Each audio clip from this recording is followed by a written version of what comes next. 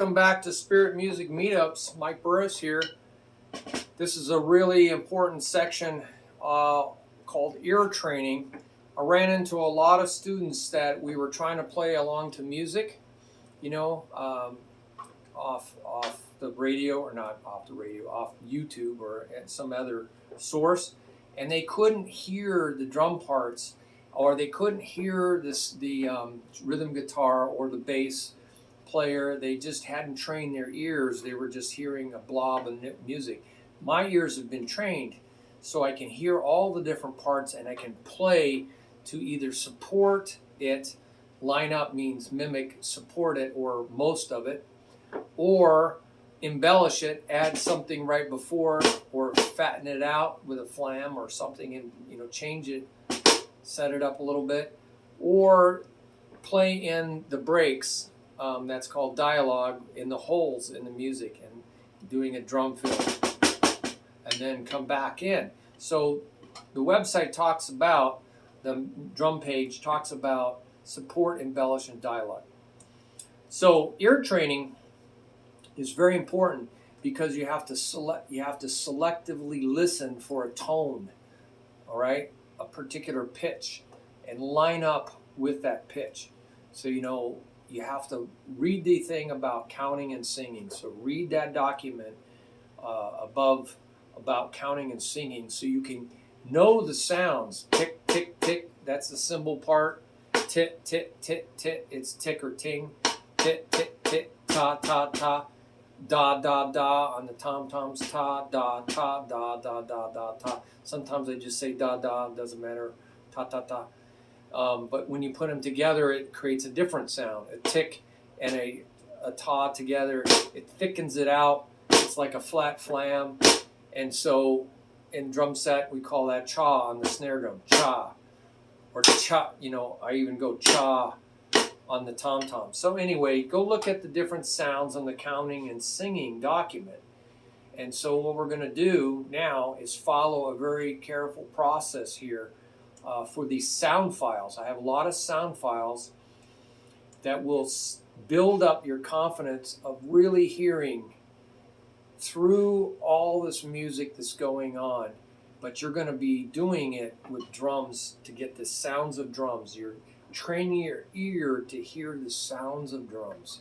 So I have my drum set, and you're going to be playing this systematically. So number one, you're going to select one of the sound files. I'd have headphones on so you can hear what's going on very, very well, and your drum playing is kind of in the background. So select one of the sound files. I would go repetitively down each one. Build confidence. One layer. Don't jump around. It was designed to be very systematic, very methodical. And so you're going to pick one of those, and you're going to see the total rhythm of everything involved.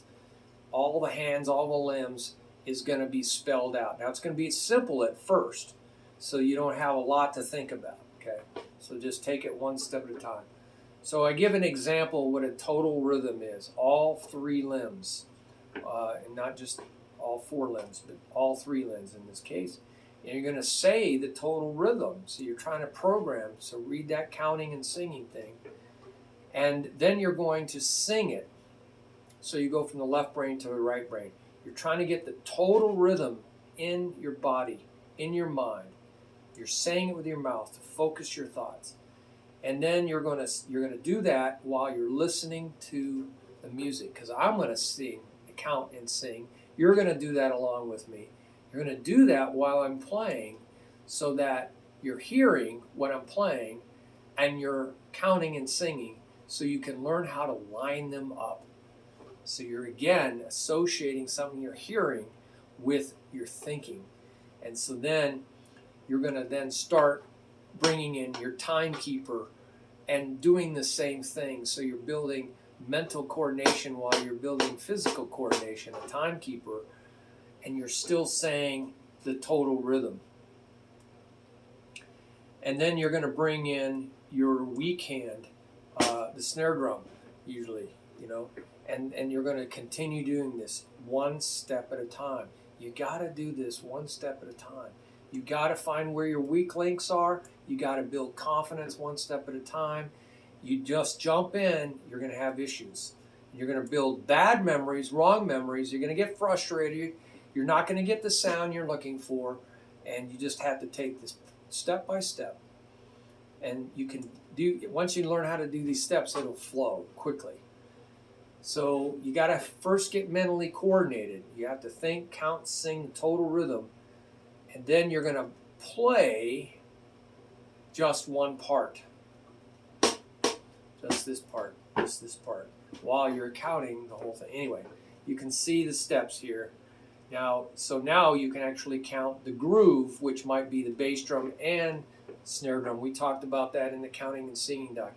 1, 2, and 3, and 4. 1, 2, and 3, and 4. Even though you see the total rhythm out there, you can just sing one of the limbs, get used to playing one of the limbs, and then playing 2 limbs. And you're going to sneak up on your brain, and you can then add some kind of, if one of the limbs is steady, an ostinato timekeeper, you can keep that going right with the music, like it shows. I show this steady timekeeper in the music, and it's part of the total rhythm. It is part of the total rhythm, but you're not thinking or counting it anymore. You're just counting this. 2 and 3 and 4. 1, 2 and 3 and 4. And so you're learning to just say part of the total rhythm. In this case, one of the limbs that's part of a groove, right? It's part of the groove. Now I'm going to say the other part. 1, 3, and so that I'm going to say the other note while I'm keeping this going. So I'm learning to be mentally coordinated, physically coordinated, one step at a time. I've seen people try to jump in and do it all at once and then just make so many mistakes. They waste so much time making mistakes, creating bad memories that they have to then undo. They have to erase them with more chemicals. And you have to go slower when you make a mistake because you will create more bad memories. So you do all this until you can play consistently at a very slow tempo to these MP3 sound files without a mistake. Because if you make a mistake, you create a memory. So you got to go slow. And only then it starts speeding up later on in the sound files. I'm playing to metronome in the background. You can't hear it in most cases. If you make a mistake, slow down so that you don't make the same mistake again, because this just ends up ingraining the mistake into your memory deeper and deeper, making it harder and harder to play it correctly. Frustration, throwing your sticks across the room. The definition of insanity is to do the same things over and over and over, the same things that created the problem in the first place, and then expect different results. Totally insane. Our government's doing that right now. Totally insane stuff. Never worked in the past, in previous regimes around the world, or in our history. Never worked. They think it's going to somehow work this time. Doesn't work. So now all the 8th note, straight note counting can be swung or shuffled. So what am I saying here? Is there's a beat out there that goes straight 1 and 2 and 3 and 4. So if you find there's a lot of files that are just straight 8th notes or 1 and they're straight. So they're nice and even, very choppy. But all of them can be swung or shuffled.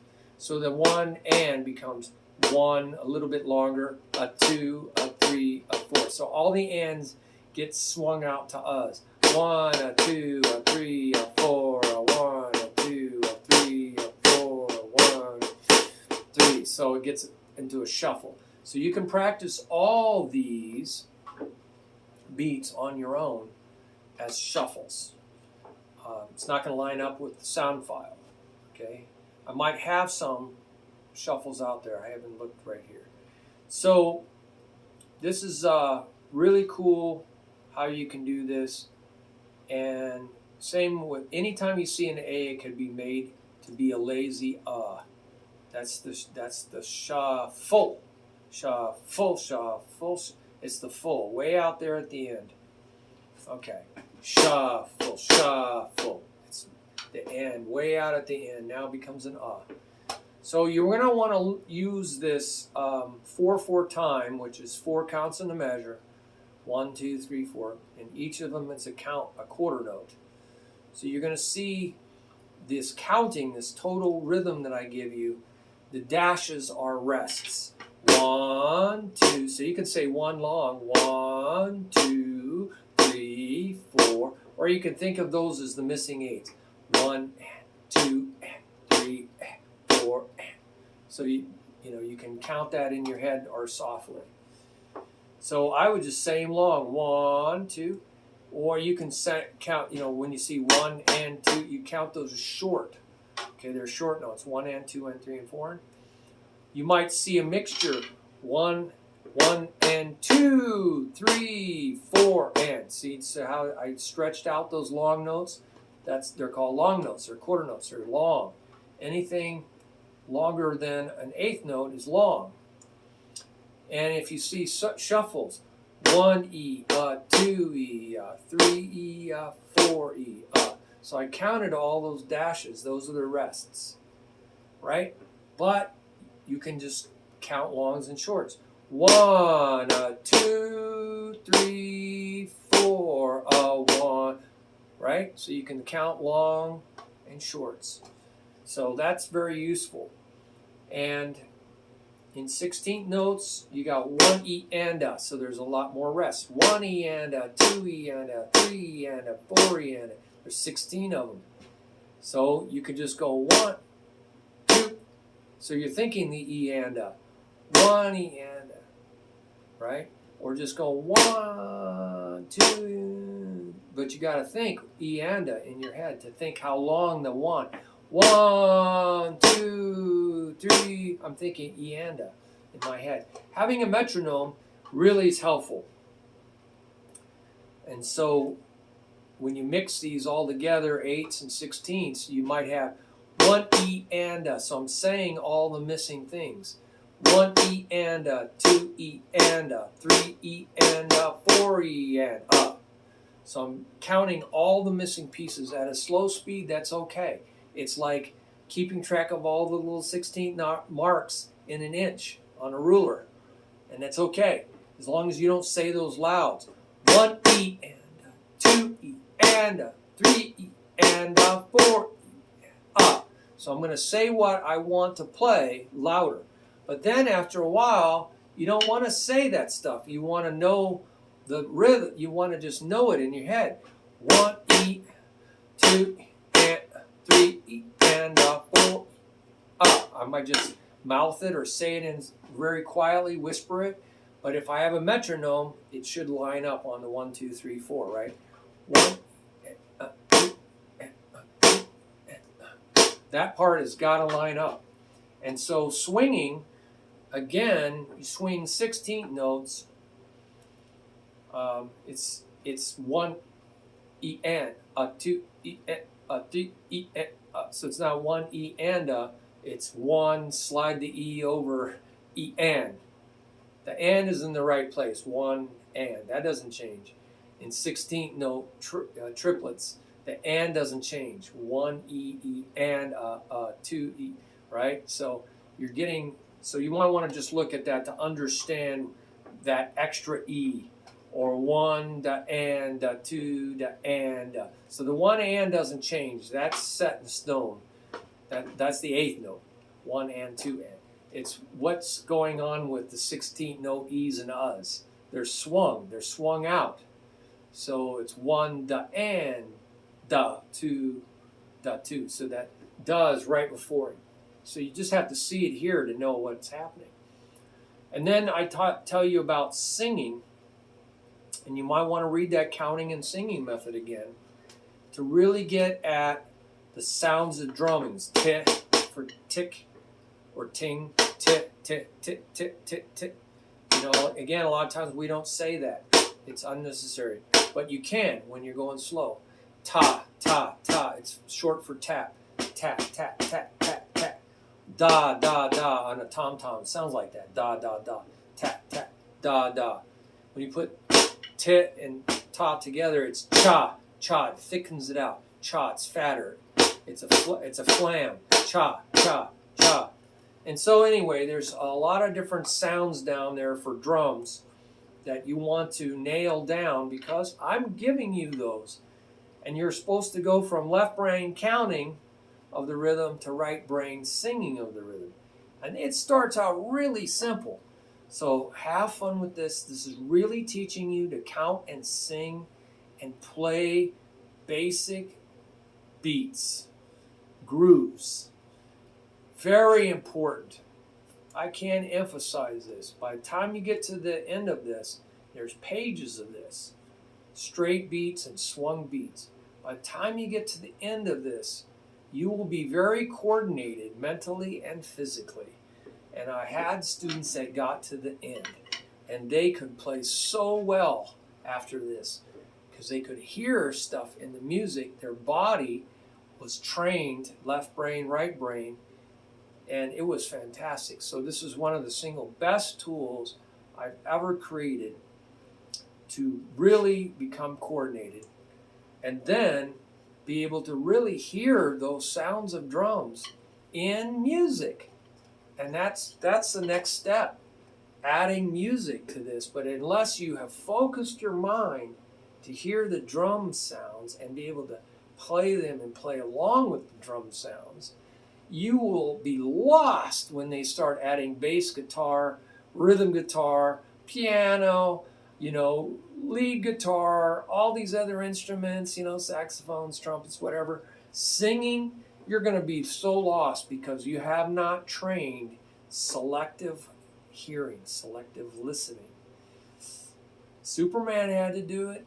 He didn't just, get born with the ability to hear Lois Lane's voice. No, I know it didn't really happen. But, the story is his dad taught him how to selectively listen, his earthly father. He helped him, went into a shop, his shop in the barn, the Kent farm. And when he was starting to have his hearing, he was hearing everything. It was giving him terrible headaches because he was hearing everything. All the time he was hearing everything. And it was driving him crazy, and it was giving him headaches. And it was just constant noise. So his father said, well, you have to learn how to train your voice, hearing one thing and tuning out everything else. That's what I do when I drum. I tune everything else because I can tune into one thing, right, as I'm playing. It's very effective. So I can support, embellish, and dialogue off key instruments in a band. Not get distracted by the others. Be aware of them, but not be distracted. And so Superman, his father turned on all the machines in the shop, right? One by one. So he got really close, and so he could hear his dad's voice. And he walked away. Can you still hear my voice? Can you still hear my voice? And he walked away, and he could still focus on hearing his dad's voice. Then his dad turned on one machine, adding more noise. Oh, my ears, my ears. But then he says, just listen to my voice. And he just stood there until he could hear his voice through all the sound. Isn't that cool? And then he backed up further. Can you still hear my voice? Can you still hear my voice? That's what I'm doing with these sound files. Can you still hear him? Can you still hear my voice? Can you still hear my voice? And he concentrated, and he could. And then his dad turned on another machine. And he continued to do this until he was all the way across the barn, and all the machines were on, and his dad was only whispering, and he could still hear his voice. Wow. And they smiled. I'll never forget that. They smiled, and they worked this out together, father and son. And now Clark Kent could hear everything or just one voice, and it didn't create a headache. He learned how to tune it out. Amazing story. It was really cool. It was on Smallville. So I know it's not real, but that is real. This page is real. This ear training is really real. And I played in so many bands, and it took a while to learn this. I didn't learn it from any teachers, and I've had a lot of teachers. But I learned about it through lots of practice on my own, lots of practice, and asking God, is there some better way to do this? Especially all the students, I've had 5,000 plus students. There must be some better way. And there is. And God answered my prayer. Boy, this is an awesome answer to prayer. God answers prayers if you just keep going deep and asking for wisdom.